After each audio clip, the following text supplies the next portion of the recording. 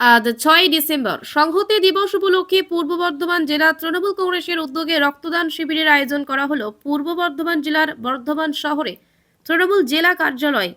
এই অনুষ্ঠানে উপস্থিত ছিলেন পূর্ব বর্ধমান জেলা তৃণমূল কংগ্রেসের সভাপতি রবীন্দ্রনাথ চট্টোপাধ্যায়, রাজ্যের মন্ত্রী স্বপন দেবনাথ, বর্ধমান দক্ষিণের বিধায়ক খোকন দাস, বিধায়ক গোপাল ঘরুই, সম্পাধারা থেকে শুরু করে তৃণমূল কংগ্রেসের একাধিক নেতা কর্মীরা।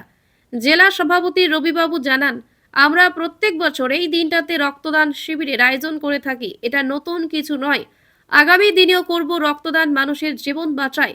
রক্তের জন্য মানুষকে এদিক ওদিক ছুটে বেড়াতে হয় বিভিন্ন সময়, তাই এইরকম কর্মসূচি করে যদি মানুষকে আরেকটু সহযোগিতা করা যায়, দলের পক্ষ থেকে চেষ্টা করি। জেলায় বিভিন্ন নেতারা আছেন, শুধু যে কর্মীরা রক্ত দিচ্ছে তা নয়, বিভিন্ন নেতারাও রয়েছেন, তারাও রক্তদান করছেন।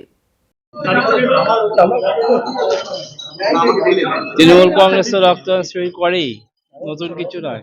হ্যাঁ, তৃণমূল কংগ্রেস রক্তদান শিবির করেই, এটা নতুন কিছু নয়। কিন্তু এই মুহূর্তে আমাদের ব্লাড ব্যাঙ্কগুলোতে রক্তের স্বল্প থাকার জন্যে বিশেষ উদ্যোগ নিয়ে 6ই ডিসেম্বর এই রক্তদান শিবির করা হয়েছে।